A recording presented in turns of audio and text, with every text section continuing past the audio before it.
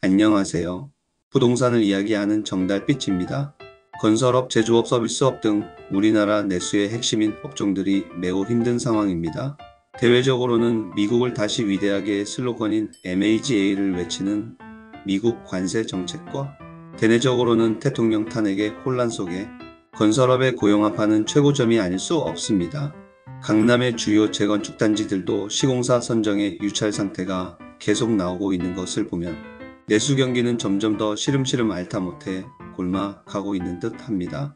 정부가 경색된 부동산 프로젝트 파이낸싱 PF 시장에 구원투수로 리츠부동산 투자회사를 내세웠지만 이를 뒷받침할 법안은 여야 간 다툼에 3개월 넘게 법안심사소위원회조차 열리지 못하고 있습니다.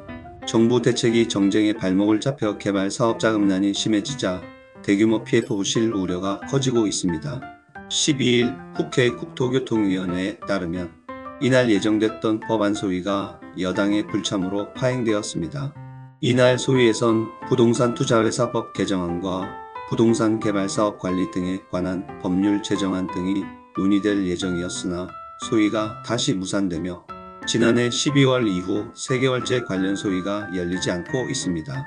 부동산 투자회사법 개정안은 건설업계와 금융업계가 마중물처럼 기다려온 프로젝트 리츠 도입 내용을 담고 있습니다. 프로젝트 리츠는 개발 사업 초기 건물을 짓는 것부터 시작해 운영까지 맡습니다. 1. 개발 단계에서 인가제가 아니라 등록제를 적용받아 사업 지연 우려가 없고 2. 공시보고 의무도 최소화해 개발 비밀이 보장되는 효과도 있습니다. 3.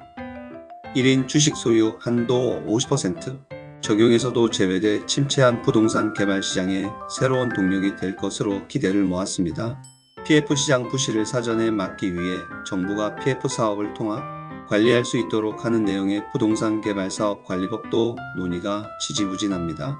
부동산 시장에선 관리법이 통과돼야 PF 사업 부실 우려가 줄어들고 투자가 활성화된다고 보고 있는데 소위 자체가 열리지 않아 지난해 11월 발해 후 제대로 된 논의도 이루어지지 않고 있습니다.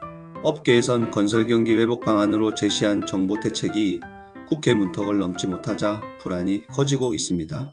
2022년부터 이어진 PF 시장 대출 위축과 개별 사업지의 브릿지 론초기 토지자금 연장, 건설사 자금난이 가중되고 있는데 개발업계 관계자는 부실 PF 사업장 정리뿐만 아니라 정상적인 사업장 지원 대책이 늦어져 부실화 가능성이 커지고 있다며 리츠 활성화 정책이 빨리 시행돼야 개발 시장에 숨통이 트일 것이라고 설명하기도 했습니다. 대외, 대내의 어려운 여건 속에 내수 경기에 꽂힌 건설 및 부동산 시장까지 어려움이 가중되다 보니 당분간은 극소수의 1%를 제외한 국민들의 먹고 살 일들이 막막해지는 3월의 봄이 될 것 같은 불길한 예감이 듭니다. 그래도 우리는 맡은 바 소임을 다해 보아야 하겠습니다. 대한민국은 한강의 기적을 만들어낸 저력이 있는 민족이니까요.